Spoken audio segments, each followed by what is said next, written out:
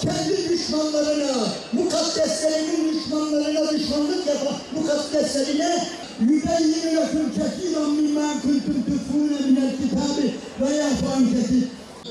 Kur'an'a ve Hazreti Peygamber aleyhissalatu vesselama saldırıların Peygamber Sevdaları Vakfı'nın Kur'an-ı Kerim'in yakılmasıyla ilgili mesajını okuması için Genel Başkanımız Sayın Adnan Akgönül hocamızı huzurlarınızda arz ediyoruz.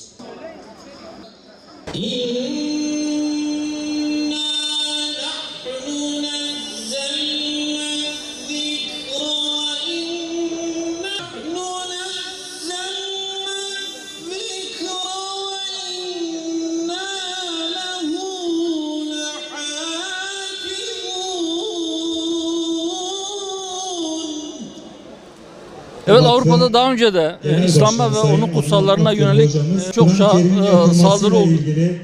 Mushaf'a yapılan bu saygısızlık, bu saldırı aslında bir yönüyle bütün Müslümanlara, bütün İslam alemine ve onların kutsallarına yapılmıştır. Kur'an Allah'ın kelamıdır.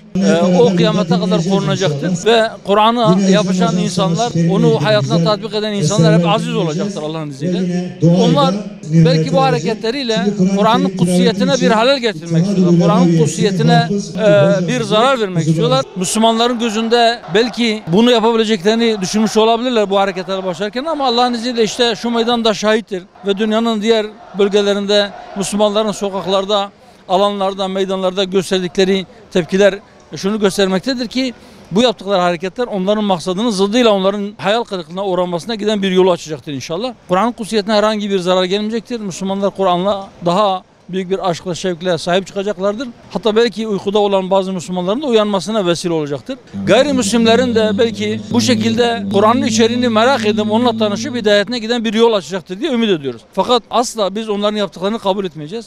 Her türlü tepkiyi gösterecektir. Şu anda meydanlarda gösterilen sivil bir tepkidir. İslam ülkelerinde Müslümanların yaşadığı toprakları idare eden insanların da mutlaka daha güçlü siyasi tepkiler vermesi gerekiyor. Nedir bu siyasi tepkiler? İşte mesela Irak hükümeti İsveç diplomatlarını sınır dışı etti ve kendi maslahatgüzarını da geri çağırdı. Diplomatik ilişkilerin aşağı seviyelere indirilmesi, eğer bunlar devam ederse belki tamamen kesilmesi ve diğer konularda da yapabilecekleri ne varsa birlik halinde, tek tük ülkeler halinde değil, hep birlikte hareket ederek onlara geri adım attırmalıdırlar. Bu bir ifade hürriyeti değildir. Çünkü bir şey ifade etmiyorlar. Bir fikir dile getirmiyorlar. Sadece Müslümanların kutsalına hakaret ediyorlar ve Müslümanları tahrik ediyorlar. Onlar kendi belalarını bulacaklardır. Ama onlara gerekli tepkiyi göstermeyenler de tarih onları kaydedecektir. Müslümanlar onları kaydedecektir ve bu yapılanları unutmayacaktır. İsveç'in NATO üyeliği konusunda biz daha önce tavrımızı açıkladık. Yapılan hareketler ferdi hareketleri değildir. Sadece oradaki belli bazı İsveçlilerin ya da bazı kendini bilmezlerin yapmış oldukları hareketler değildir.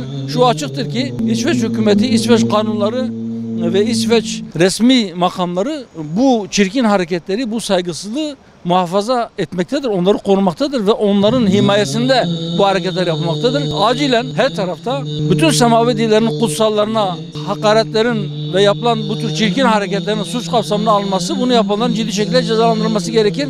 Yoksa bu şekilde farklı inançlardaki insanları birbirine karşı kışkırtıcı hareketler, Allah korusun, bir salgın halinde dört bir tarafa yayılırsa yarın bir gün bu tepkiler çok farklılaşabilir ve bu toplumları birbirine karşı kışkırtıp savaş pozisyonuna getirebilir.